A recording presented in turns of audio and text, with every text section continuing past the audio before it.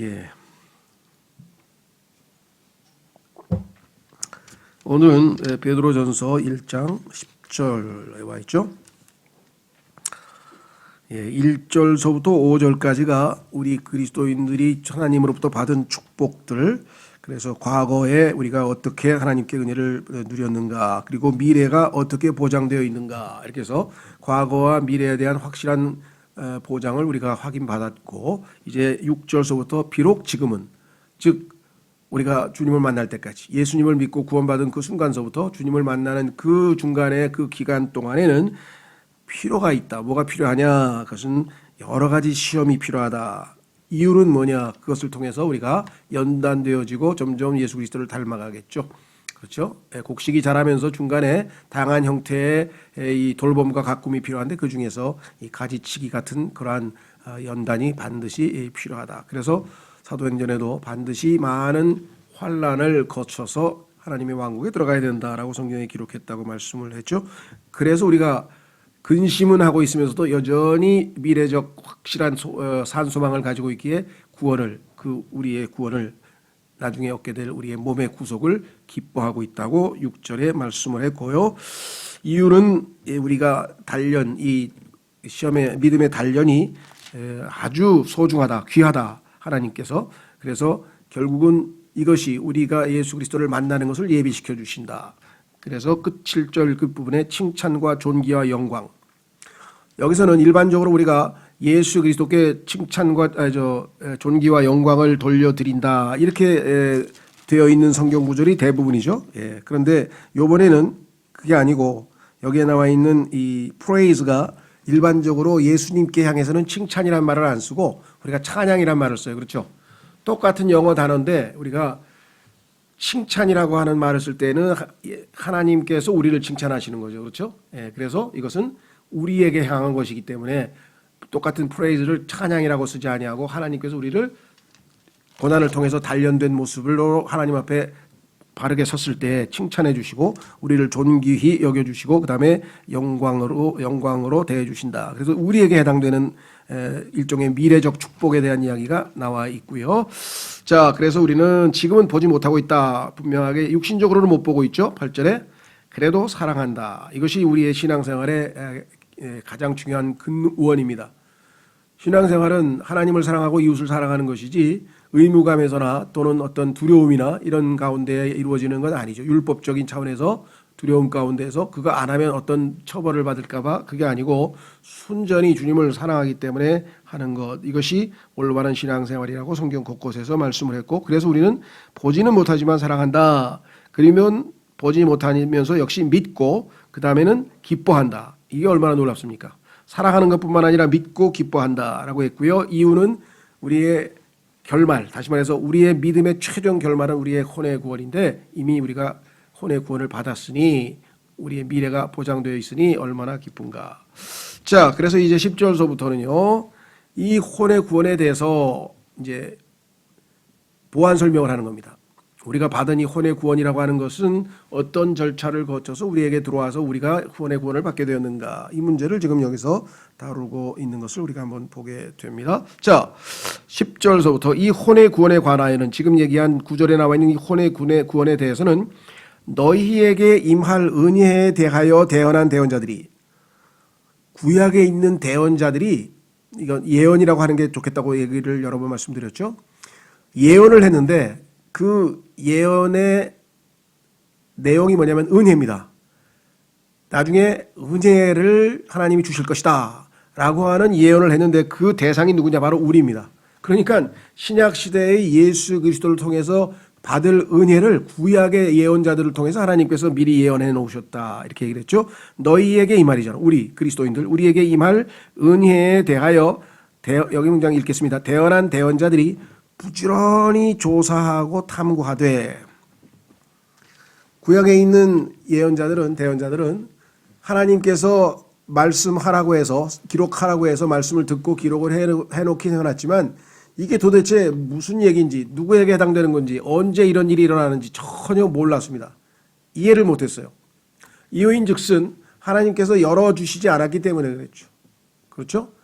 예수 그리스도의 제자들이 3년 반 동안이나 예수 그리스도와 함께 있었음에도 불구하고 하나님께서 영적인 눈을 열어주지 않으니까 부활하신 예수님도 못 알아볼 뿐만 아니라 예수님께서 부활에 대해서 그렇게 강조하셨는데도 전부 다 두려워서 부활하신 예수님을 믿지 못한 상황들이 벌어졌는데, 이 모든 것들은 하나님께서 영안을 열어주셔야, 영적으로 눈을 뜨게 해주셔야 비로소, 그래서 마음의 눈을 열게 해주시자 비로소 이분이 예수 그리스도시구나 하고 말씀을 풀어주셨죠.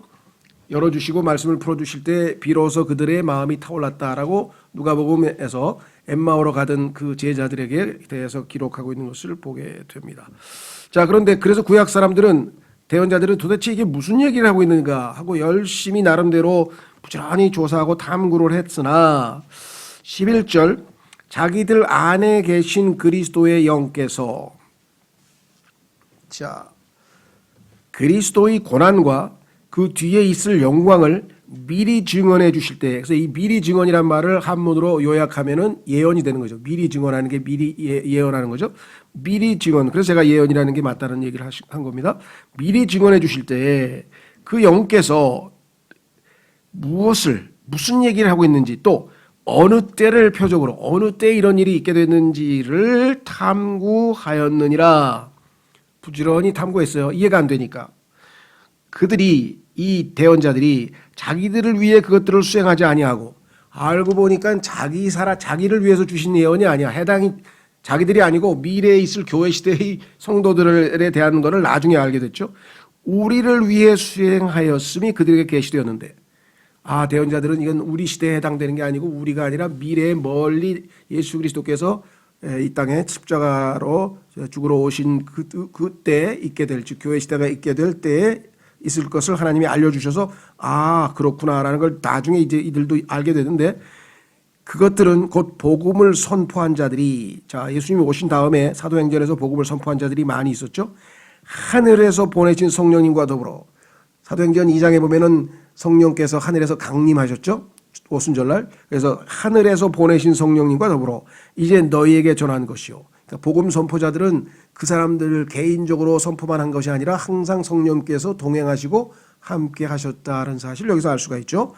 얼마나 놀라운 것인지 너희에게 전해줬죠. 전했으니까. 천사들도 살펴보기를 갈망하는 것이니라. 그 내용이 너무나 놀라운 사실인데 천사들에게조차도 가려져 있었기 때문에 이 천사들도 알고 싶어 한다는 거죠. 근데 하나님께서 알려주시지 않았어요. 천사들에게는. 자, 그래서 이제 우리 한번 좀 구체적으로 살펴보도록 하겠습니다. 자, 이들은 우선 첫 번째, 여기서 우리가 짚고 넘어갈 것 중에 하나, 자기들 안에 계신 그리스도의 영께서, 모르겠어요. 여기 계신 분들은 어떻게 배우셨는지 모르겠는데, 일반적으로 교계에서, 그래도 건전한 교회들에서 가르칠 때 보면은 구약 시대에는 성령께서 사람들 위에, 영어로 얘기하면 on 또는 upon, 사람들 위에서 일하신다, 역사하신다. 삼손 같은 경우도 예를 들면 하나님께서 삼손에게 능력을 덧입히셔서 삼손이 이렇게 힘을 기르고 이렇게. 그러니까 구약 시대에는 영어로 얘기하면 전치사를 on 또는 upon을 써서 위라고 하는 말씀입니다. 성령께서 임하셨다, 위에 임하셨다 한다면, 신약은 성령께서 우리 안에 들어오셔서 내주하셔서 역사하신다. 그래서 구약 시대의 성령의 역사와 신약 시대의 성령의 역사를, 차이점을 이런 방식으로 구분해서 설명들을 자주 합니다. 저도 과거에는 그렇게, 아주 옛날에는 그렇게 했었고요. 그런데 성경에 보니까 그거는 아니에요. 구약 시대와 신약 시대의 성령의 역사의 차이는 있는데 위에만 임하고 안에 임하고 그 차이는 아니라는 것이에요. 오늘 여기 구약 시대인데도 불구하고 뭐라고 되어 있습니까? 그리스도의 영이 그들 안에 계시었다 그랬잖아요. 11절에 보니까 자기들 안에 계신 그리스도의 영께서, 그럼 구약의 대언자들 안에도 그리스도께서 계셨다는 소리네요. 그렇죠. 그래서 그 on과 in이라고 하는 전치사로 구약과 신약의 성령의 역사를 구분하는 것은 성경적으로는 좀 부족하다 또는 잘못됐다. 그렇죠? 예, 요걸 우리가 한 가지 좀 짚고 넘어가야 될 것 같아요. 그래서 성경에 보면은 요셉 아시죠? 요셉 안에도 성령께서 계신 것처럼 기록되어 있어요. 한번 확인해 보겠습니다. 41장, 창세기 41장 38절. 창세기 41장 38절. 창세기 41장 38절에 이렇게 기록되어 있어요. 파라오가 자기 신하들에게 이르되 이 사람같이, 즉 요셉이죠. 이 사람같이 속에 하나님의 영이 거하는 사람을 우리가 찾을 수 있으리요? 인이라 하죠. 인. 그죠? 속에 하나님의 영이 거하고 있었죠. 요셉에게도. 그 다음에 성경에 보니까 다니엘서에도 마찬가지 찾진 않겠습니다. 너무 비슷한 똑같은 얘기예요. 그죠? 다니엘 안에도 하나님의 영이 거하고 있는 것으로 성경에 기록한 것으로 봐서 그 차이는 아니다. 또 심지어는 출애굽기에 보면은 31장이나 보면은 일꾼들, 즉 성막을 건축하기 위해서 많은 일꾼들을, 기술자들을 모았는데 그 기술자들을 하나님께서 성령으로 충만하게 채우셨다, 이런 표현이 나와요. 그러니까 성령 충만도 구약시대에 있었다는 거죠. 얼마든지. 자, 그래서 그러면 구약시대와 신약시대의 성령의 역사의 차이점은 뭐냐. 구약시대의 경우에는요, 그들을 통해서 하나님께서 성령 그 안에서 그들을 통해서 역사한 반면에 신약 시대에는 성령께서 아예 내주하시고 그다음에 성령께서 아예 우리를 인치신다 그러죠.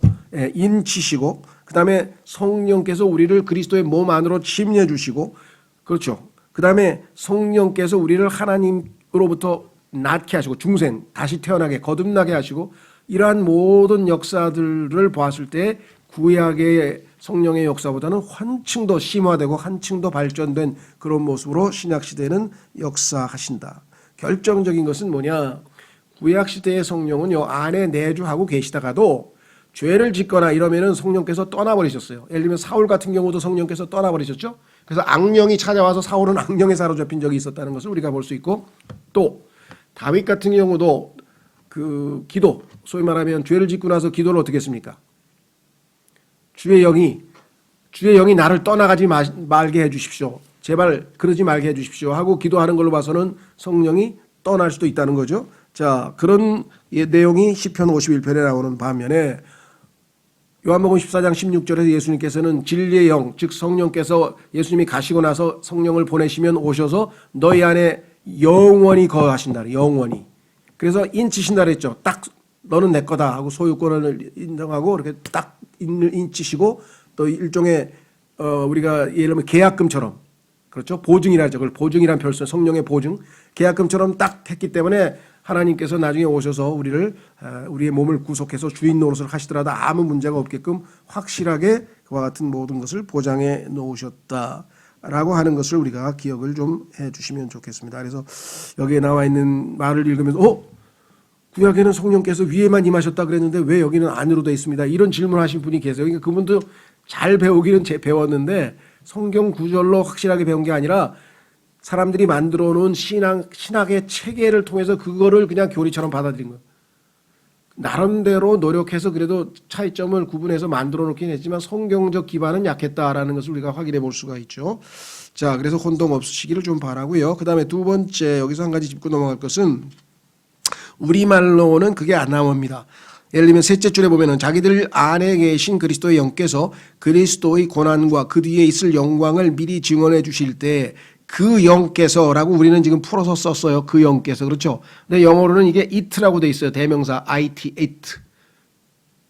그런데 그거를 우리는 번역을 할 때 그것을 그 영이라고 해서 앞에 있는 명사를 대신해서 대명사를 썼는데 우리말은 그냥 명사로 번역이 어색하니까, 예를 들면은 때 그것이 무엇을, 그러면 그것이 또 뭐냐 이렇게 물어볼 것 같으니까 풀어서 설명을 해야 하지만 사실 영어로는 it입니다. it가 뭐냐? 그리스도의 영이에요. 근데 또 어떤 사람은 그리스도의 영이 인격이신데 성령님은 인격이신데 왜 이게 또 it입니까? it는 사물에 대한 얘기인데 he가 돼야 되지 않습니까? 요한복음에 보니까 he라고 그분이 오신다 그랬고 그분이라고 돼 있고 him, he, 그분으로 돼 있는데 왜 여기서 it가 그것이 무엇입니까?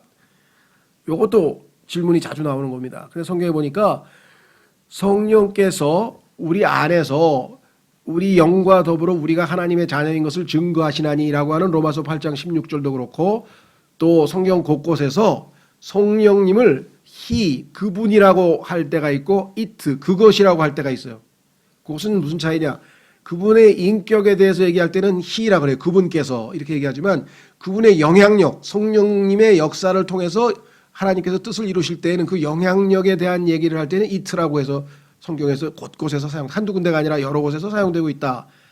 그것을 차이를 이해하시면 되겠죠. 하나는 영향력을 얘기할 때는 하나님이 성령의 역사, 일을 나타낼 때는 it로 쓰고 인격을 나타낼 때는 he를 쓰고 있다라는 것을 우리가 좀 구분을 해서 오해가 없으셨으면 좋겠습니다. 아시다시피 누가복음에서 누굽니까 마리아에게 얘기할 때도 성령께서 천사가 나타나서 마리아가 내 안에서 그죠? 내 속에서 태어날 거룩한 것은 하나님의 아들이라 불리라.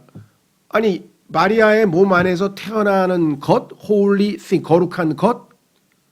아니 마리아의 몸 안에 있는 예수님을 왜 물건 취급하듯이 holy one, 거룩한 분, 그렇죠? 그래서 전부 다 그 일반 성경에서는 거룩한 분 또는 거룩한 이, 그래서 사람으로 지금 돼 있어요. 그런데 실제적으로 하나님께서 마리아의 몸 안에다가 준비시켜 놓은 것은 몸이라고 했어요. 몸. 히브리서에 보면은 예수님께서 하늘에서 내려오실 때 하나님께서 마리아의 뱃속에다가 예수님이 사용하실 몸을 준비해 놨기 때문에 그 몸에 대해서 언급할 때는 it라고 해요. 그것, holy thing. 오히려 킹제임스 성경만이 정확한 거죠. 왜 몸이 구분이 아니죠. 그분이 오셔서 그 몸을 장막으로 집으로 장막으로 거처로 사용하시는 것뿐이죠. 이래서 이런 오해가 또 없었으면 좋겠습니다. 성경을 읽는 분들은 이제 그와 같은 것들을 우리가 언급을 할 때가 종종 있다는 것을 좀 기억하시면 좋겠습니다. 자, 그 다음에 이제 여기서 한 가지 짚고 넘어갈 것은 뭐냐? 11절에 보시면 고난과 영광.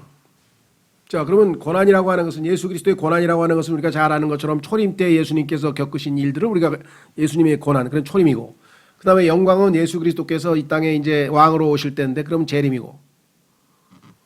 그러면 초림과 재림이 연속적인 사건인가? 우리는 아니라는 사실을 알죠. 그렇죠? 우리는 가운데 교회 시대가 2000년 있게 될 것이라는 것을 우리는 공부를 해서 알지만 구약의 대언자들은 하나님께서 초림과 재림은 연속선상에서 있는 사건처럼 전부 다 설명을 했기 때문에 성경 곳곳에 보면 초림하고 재림이 그냥 콤마 하나로 그냥 연속 사건처럼 기록되어 있는 부분이 아주 많아요. 자, 대표적인 경우를 하나 보겠습니다. 이거를 좀 이해를 좀 하셔야 돼요. 우선 제일 유명한 데가 바로 어디냐? 그러면 이사야서 61장입니다. 이사야서 61장을 아마 읽으면 이사야가 기록할 때 야, 이게 뭔 소리야? 이해가 안 되는데 무슨 소리지? 하고 아마 이해가 안 되는 과정에서 그래도 하나님이 쓰라 그랬으니까 써야지 하고 썼을 것 같아요. 내용을 한번 보겠습니다.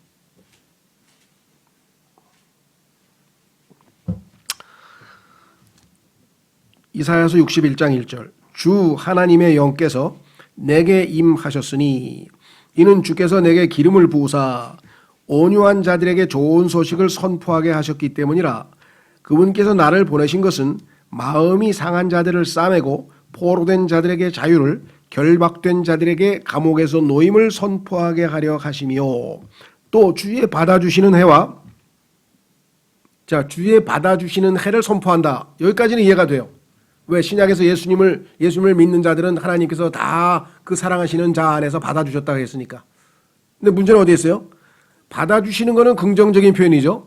그런데 우리 하나님의 원수 갚으시는 날을 포고하고 받아주는 거하고 원수 갚는 거하고는 정반대 얘기인데, 하나는 긍정적인 얘기고 하나는 부정적인 얘기인데, 교리적으로 공부를 한 사람은 이거 분명히 앞부분까지, 즉 1절서부터 시작해서 여기 2절의 첫 부분까지는 초림에 대한 얘기고 그 뒷부분은 재림에 대한 얘기인데, 하나님께서는 초림과 재림을 연속성상에, 즉 교회 시대에는 구약에 있는 그 누구에게도 계시해 주시지 아니하고 사도 바울에게 처음으로 계시해 주셨다고 사도 바울이 고백했죠. 아무에게도 계시지 않고. 그러니까 교회 시대를 모르고 있기 때문에 연속선상에서 그냥 기록을 했는데, 모순이 되니까 이게 무슨 소리일까? 이게 뭐지? 뭔가 좀 이상한데? 이렇게 생각했을 거 아니겠어요? 그렇죠?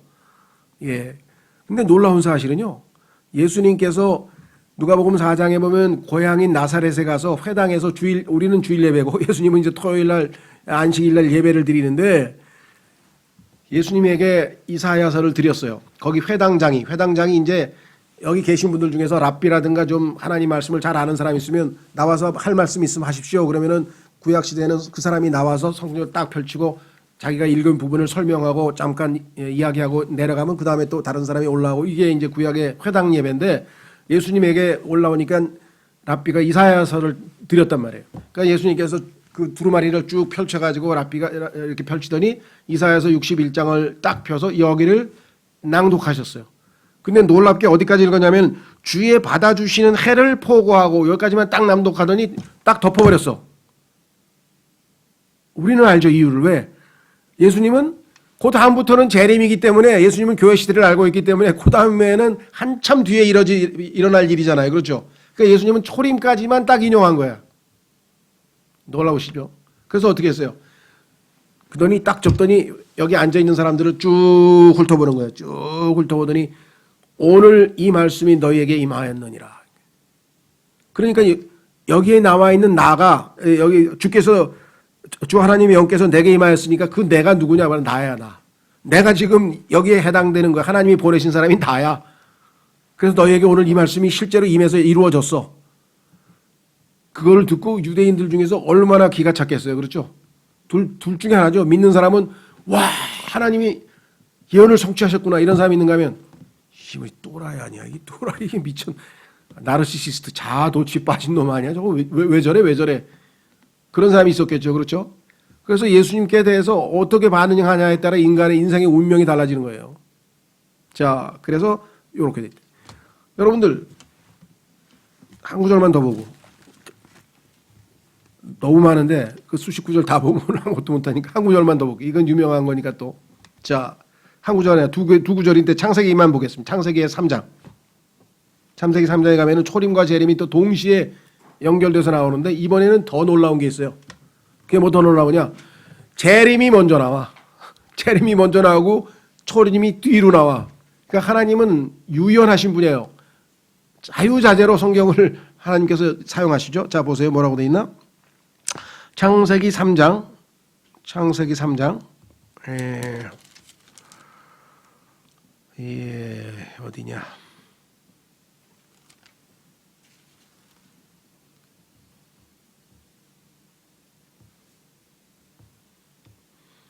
15절. 창세기 3장 15절 보세요. 내가 너와 너는 뱀이죠. 여자 사이에 또 내 씨와 뱀의 씨 적그리스도 그녀의 씨 예수 그리스도 그렇죠. 여자 마리아 그녀의 씨 사이에 적개심을 두리니 그래서 적그리스도 예수 그리스도는 원수죠. 그 씨는 자 그녀의 씨 즉 그 씨는 누구예요 그러면요. 그 예수 그리스도죠. 예, 그래서 이것도 이트로 돼 있어요. 이트 씨이기 때문에 그 씨는 내 씨는 내 머리를 상하게 할 것이요 사탄의 머리를 상하게 한다 그랬대. 사탄을 멸하는 거죠. 그렇죠? 여러분들 그 야엘이라고 하는 여인이 그 시스라라고 하는 그 적그리스도를 예표하는 인물의 여기 뭐라 그러나 이거를 예? 예, 관자놀이에다가 그 큰 대못을 박아가지고 그냥 망치로 텐트 치는 그 못을 내리쳐가지고 죽였잖아요. 그러니까 성경에 보면 머리 다쳐서 죽은 사람 해골 관련된 얘기가 나오면 다 바로 이것과 관련되는데 내 머리를 상하게 할 것이죠. 예수 그리스도께서 적그리스도의 머리를 사탄의 머리를 상하게 해서 심판 멸하신다는 마지막 승리의 모습인데 그 다음에 뭐라 했어요? 이건 재림인데 너는 그의 발꿈치를 상하게 할 것이오. 이것은 예수 그리스도를 십자가에서 못 박게 모든 계략을 짰던 마귀의 전략이죠. 자 그렇다면 초림이 뒤로 나오고 재림이 먼저 나왔어. 그렇죠? 예. 그러니까 구약에서는 교회 시대가 계시되지 않았기 때문에 이것이 한 가지 사건처럼 연결되어 있는데 이거를 잘 모르는 사람은 자 십자가에서 예수 그리스도께서 이미 마귀의 머리를 상하게 한 것처럼 해석을 해. 이걸 재림으로 해석을 하지 않냐고 이것을 초림으로 해석하시는 분들이 로마 가톨릭을 포함해서 많아요. 그래서 마귀가 이미 머리를 상하게 됐다는 거예요. 그럼 더 이상 마귀가 우리를 조롱할 수 있어요? 우리를 괴롭힐 수 있어요? 없어요? 머리를 상했으면 이제 끝장났다는 얘기인데. 그래서 성경에 보니까 마귀가 우는 사자와 같이 상실자를 찾으러 돌아다니고 마귀에게 사로잡혀가지고 그냥 헛소리하는 사람도 있고 조심하라고 성경에 써 있으니까 앞뒤가 안 맞잖아요. 게다가 로마서 16장에 보면은 주께서 속히 오셔서 그의 마귀를 너희 발밑에 꿇게 할 것이다.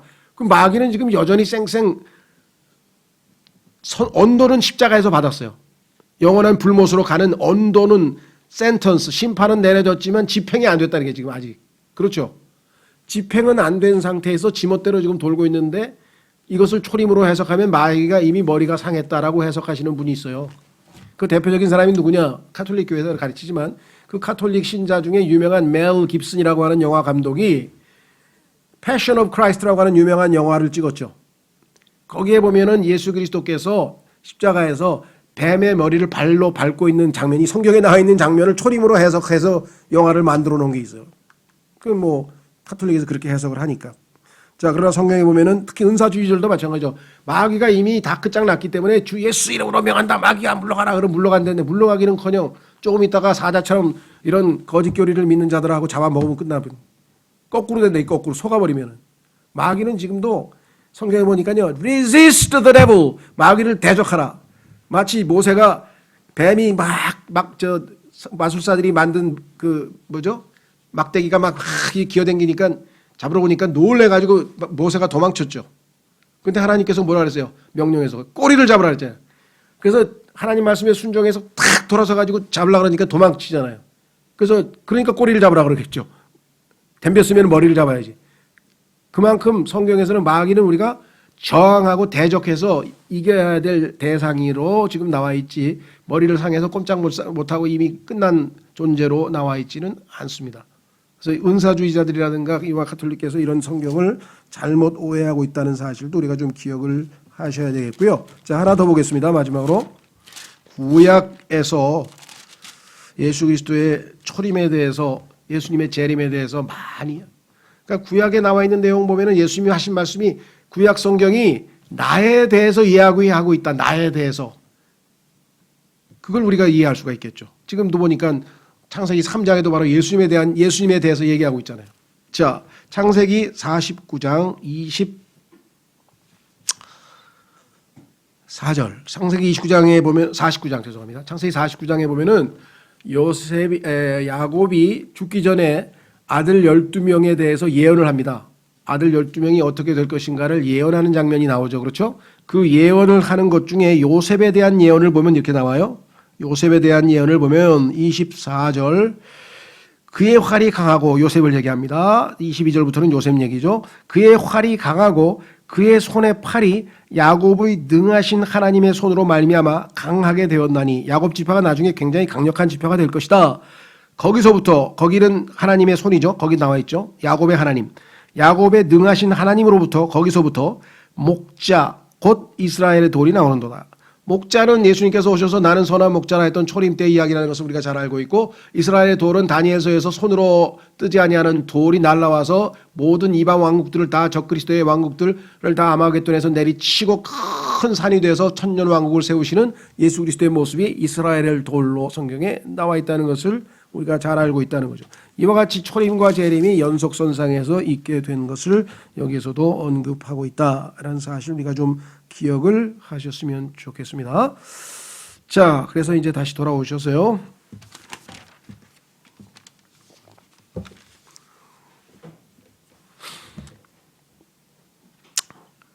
예. 12절. 그들이 자기들을 위해 그것들을 수행하지 아니하고 자기 시대에 해당되는 게 아니라 우리 신약 시대의 성도들을 위해서 수행을 했는데 그 사역을 예언자의 사역을 수행하였음이 그들에게 계시되었는데 그것들은 자, 이 하나님께서 말씀하신 예수 그리스도의 고난과 나중에 있게 될 영광 이것들은 곧 복음을 선포한 자들이 사도들이죠. 하늘에서 보내신 성령님 오순절날 더불어 이제 너희에게 전한 것이요 천사들도 살펴보기를 갈망하는 것이니라. 성경에 보면은 천사보다 우리가 더 낮게 창조됐다고 하는 구절이 시편의 8편에 나오죠. 그러나 성경에 보면 천사는요 사실은 하나님의 형상대로 지음받은 인간보다 더 낮습니다. 왜냐?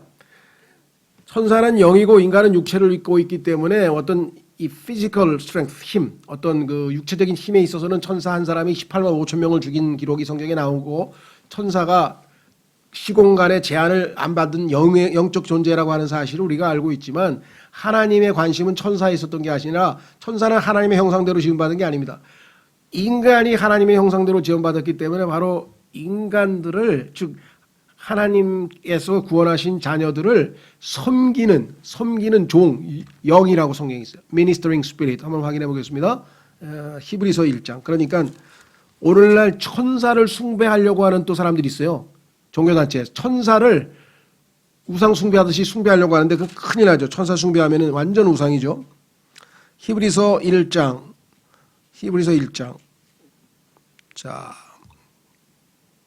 하나님께서 하나님의 아들과 천사를 비교하면서 천사하고 하나님의 아들하고는 차원이 다르다 하고 구약에서 쭉 설명을 하는데 그 하나님의 아들이신 예수님을 우리가 소유하고 있어서 그 예수님의 생명이 우리 안에 있어서 우리도 하나님의 아들이라고 하는 칭호를 받았는데 어떻게 천사하고 비교가 되겠습니까?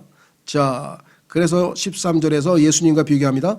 그분께서 하나님께서 어느 때에 천사들 중에 누구에게 내가 내 원수들을 내 발받침으로 삼을 때까지 내 오른편에 앉아 있으라 하셨느냐. 그분의 아들이신 예수 그리스도께는 이렇게 말씀하셨죠.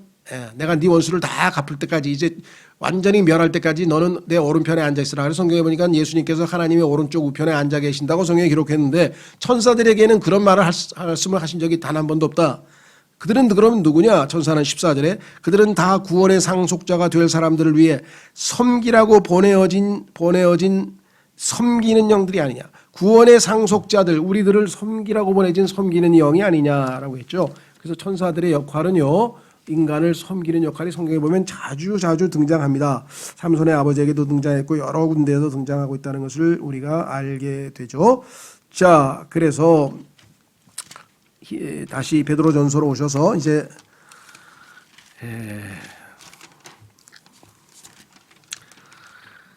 12절까지 일종의 서론이고요. 이제 13절서부터는 일종의 본론인데 그것은 뭐냐? 너희가 이제 하나님께서 이와 같이 엄청난 구원을 베풀고 하나님께서 이 복음을 통해서 너희를 구원하셨으니 혼의 구원을 받은 너희 그리스도인들은 이 땅에서 마땅히 고난을 당하는 것이 필요해서 있는데 그 고난을 당하는 시기에 어떤 방식으로 살아야 하느냐. 그렇죠? 그래서 어떻게 살아야 하는가 그것을 지금 13장 1장 13절서부터 하나 둘씩 지금 설명해 가고 있는데요. 첫 번째, 그러므로 자 결론이죠. 그러므로 이와 같이 하나님께서 엄청난 모든 것을 예비해 놓으셨으니 그러므로 너희 마음의 허리를 동이고 마음의 허리를 동이다. 허리 동이는 건 아시죠? 자 여기서는 특히 군대와 연관이 있어서요. 군인들이 전쟁에 나가려고 하면은 이 각띠라 그러죠. 허리띠를 딱 졸라매서 이제 그래야 힘을 쓰잖아요. 제일 우리가 쉽게 이해할 수 있는 것은 역도 선수들입니다. 역도 선수들 그렇죠. 역도 선수들은 어떻게 합니까? 허리띠 풀르고 푹 이렇게 쉬고 있다가 자기 차례가 오면은 이제 탁 일어나가지고 허리띠를 졸라매야 되잖아요. 그래야 힘이 들어가잖아요. 그렇죠. 그러니까 여기서 마음의 허리야. 근데 육체가 아니라 마음이 느슨해서 이렇게 정신 상태가 느슨하게 돼 있다가 단단히 정신 차리고 긴장하고 이제 마음의 허리를 탁 동이란 얘기는 뭔가 하나님께서 맡기신 이 땅에서의 합당한 순례의 길을 걷기 위해서 각오를 하라, 준비하라 이거죠. 마음을 단단히 준비하라 그런 뜻이겠죠. 그렇죠. 자, 그래서 마음의 허리를 동이고 그 다음에 두 번째 정신을 차려. 이 정신을 차린다라고 하는 이 표현은요. 영어에 보면 이게 소버라고 하는 단어인데 이 소버라고 할 때는 참 일반적으로 사람들은 술 취하지 않는다 이렇게 번역을 하는 경우가 많아요. 왜 그러니까 술 취하면 정신을 놓으니까. 그러니까 술 취하지 않는 것만 해당되는 것은 아니에요. 그건 좁은 의미고 정신이 아주 건전한 상태에서 딱 긴장 상태에서 아주 이 정신 상태가 맑은 정신 상태를 올바른 정신 상태를 유지한다는 뜻이에요. 그래서 여기서 지금 정신을 차린다라고 하는 것은 번역이 잘 된 것 같습니다. 그래서 성경에 보면은 그리스도인이 이 땅에서 해야 될 일은 뭐냐? 우는 사자처럼 마귀가 돌아다니고 정말 이 고난이 와서 언제 우리를 참 영적으로 무너뜨릴지 모르고 이런 상황에서 첫째는 뭐냐? 마음의 허리를 동이고 그다음에 정신을 차려 그다음에 어떻게 됐습니까? 예수 그리스도께서 나타나실 때에 자, 주님께서 분명히 다시 오실 것이라고 했고 그것이 우리에게는 산 소망이라고 앞에서 1장 3절에서 배웠죠. 산 소망, 그 다음에 복된 소망. 그렇죠. 예수님께서 오시는 소망은 복된 소망이라고 했고 그 소망은 산 소망이라고 했고 그 소망은 또 뭐라 했습니까? 영광의 소망이라고 했어요. 골로새서에서는 우리 안에 계신 그리스도 영광의 소망. 자, 은혜로, 그렇죠. 너희에게 가져오실 그 은혜로 인해 끝까지 소망을 가질지어다. 그러니까 성경에 따르면 은혜로 구원받았는데 뭔 또 나중에 은혜를 받습니까? 자, 성경에 보면은요. 처음에 은혜로 구원받을 때는 이것은 구원의 은혜라 그래요. Saving grace. 그런데 그 이후에는 그럼 은혜 없이 살 수 있습니까? 당연히 못 살죠. 그래서 계속해서 우리의 매일매일의 삶에는 은혜가 필요한 거죠. 자, 요한복음 1장으로 가면 그래서 성경에 보면 은혜를 대체하는 은혜가 필요하다. 왜? 예수님께는 은혜가 충만하니까. 그래서 예수님으로부터 계속 은혜를 받아야 돼. 계속해서 은혜를 받지 않고는 우리는 살아낼 수가 없어요. 사도 바울도 그랬죠. 나의 나 된 것은 하나님의 은혜라. 그래서 항상 사도 바울의 서신에서 인사할 때 뭐라 그럽니까? 예수 그리스도의 은혜와 평강이 너에게 있을지어다. 은혜와 평강과 긍휼이 너에게 있을지어다. 은혜와 평강, 왜 은혜가 이렇게 나와요? 더더군다나 베드로전서에서는 하나님의 이름이 모든 은혜의 하나님이라. 모든 은혜의 하나님. 어떠한 경우에도 하나님은 은혜를 베푸실 수 있어요. 그러니까 우리가 이겨낼 수 있겠죠. 자, 요한복음 1장 16절.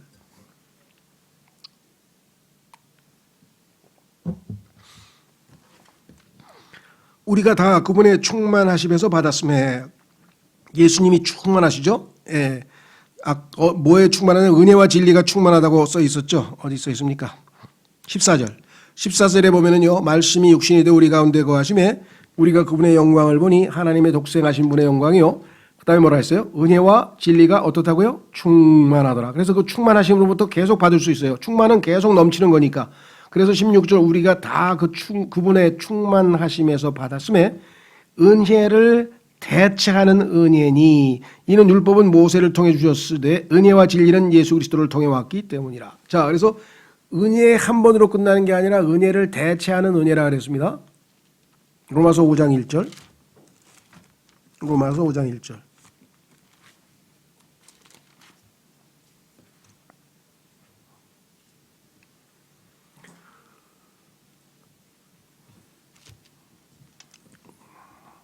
그러므로 우리가 믿음으로 의롭게 되어 우리 주 예수 그리스도를 통해 하나님과의 화평을 누리는도다. 자, 그래서 믿음으로 의롭게 되었고 에베소서 2장에서는 은혜로 구원을 받았다 그랬죠. 믿음을 통해 은혜로 구원을 받았다. 그런데 그 구원받은 은혜에서 멈추는 것이 아니라 그 다음에 또 은혜가 필요하죠. 2절. 또 우리가 그분을 통해 지금 우리가 서 있는 이 은혜 안에 지금 우리가 은혜 안에 서 있어요. 그래서 뭐예요? 믿음으로 들어감을 얻었으며. 자, 히브리서 4장에 보니까 예수님께서 대제사장으로 계신 그 왕좌를 은혜의 왕자라 그랬잖아요. 은혜의 왕자. 그러니까 그 은혜의 왕자에 계신 예수 그리스도께로 나아가면 어떻게 하나 그랬어요? 우리를 받아주신다 그랬는데 긍휼로 받아주시고 긍휼로 받아주시고 그 다음에 필요한 때에 도우시는 은혜를 주신다 그랬잖아요. 여기 나와 있잖아요. 은혜. 그러니까 구원받을 때의 은혜뿐만 아니라 매번 우리가 시험을 당할 때도 은혜, 아플 때도 은혜, 괴로울 때도 은혜, 어떤 상황에서든지 계속 우리 삶에는 은혜가 필요하다는 것이죠. 자, 그래서 베드로전서 1장으로 가서 맨 마지막 은혜, 다시 말하면 예수 그리스도께서 나타나셔서 우리의 몸이 완전히 영광스러운 것으로 변화되어서 최종적인 은혜를 얻을 때까지 계속해서 소망을 가질지어다. 소망을 가질지어다. 라고 성경에 분명히 나와 있죠. 자, 아까 얘기했던 바로 그 소망이 지금 그러니까 이 땅에서 살 때는 항상 하나님께서 베푸신 과거의 은혜도 염두에 두지만 미래에 베푸실 은혜도 항상 우리가 염두에 두고 한 걸음씩 한 걸음씩 나아가는 것이다 라는 것을 좀 기억하시면 되겠습니다. 자, 그래서 우리가 지적할 것 중에서 성경에 보면은 이 은혜에 관련지어서 다음 시간에 좀 더 자세하게 찾아보겠습니다. 왜냐하면 은혜와 관련지어서 성경에 보면은 우리가 은혜 안에서 자라난다 그랬고 하나님께서 우리에게 남에게 베풀 수 있는 은혜를 주셔야 된다고. 여러분들 헌금하는 거 그 은혜 없으면 못한다고 성경에 써 있어요. 여러분이 자기 거를 남에게 줄 수 있는 건 하나님의 은혜가 없으면 절대로 줄 수 없다고 성경에 써 있어요. 그래서 은혜와 이 시대 매일매일의 하루하루의 생활에서의 은혜가 우리에게 어떻게 역사하는지 그거 조금 보완하고 다음 시간에 계속 이어가도록 그렇게 하겠습니다. 그래서 참 저는 좀 뭐라 그럴까요? 약간 걱정했어요. 왜냐하면 이게 너무 지루하게 그냥 한 구절 한 구절 너무 지루하게 지나가는 거 아닌가 그렇게 생각을 했더니 또 어떤 분은 이게 도움이 된다고 그렇게 또 뭐 문자를 보내셨더라고요. 그래서 여기 뭐 약간 제가 볼 때는 요번에 공부하는 것은 좀 뭐라 그럴까 지루하더라도 좀 이렇게 여러 성경 구절을 좀 찾아서 하나를 통해서 좀 여러 가지를 이렇게 가장 기본적인 그런 교리들이 집중적으로 몰려 있기 때문에 좀 그렇게 갈 테니까 오늘 두 줄밖에 못했네, 두 구절밖에 못했네, 세 구절밖에 못했네. 과거에는 그런 분이 그러더라. 오늘 목사님 딱 두 구절밖에 안 했어요. 뭐 그런 분이 있어요. 죄송합니다. 또 진도가 또 빨리 나갈 때는 빨리 나갈게요. 그래서 약간 오늘 다음 시간에는요 13절의 은혜와 관련해서 조금 보완하고 그 다음에 이제 어떻게 살아갈 것인지 실제적인 삶의 방식에 대해서 한번 공부해 보도록 하겠습니다. 오늘 주신 말씀을 통해서 정말 구약에 하나님께서 미리 다 준비해 놓으시고 그 다음에 신약에서 성령님을 보내시고 그 다음에 복음 선포자들을 주시고 그래서 결국은 이 놀라운 복음이 우리에게까지 도달해서 우리가 믿고 구원받게 된 그 모든 과정과 그리고 소망 가운데 하루하루 살아갈 때 하나님의 늘 함께 하시는 은혜와 또 고난을 은혜로 이겨낼 때 얻게 되는 영광과 이러한 모든 것들을 우리가 묵상하면서 더욱더 뭐랄까요 믿음이 세워지고 주님을 향한 소망이 더 커지는 그런 성경 공부가 될 수 있도록 기도하겠습니다.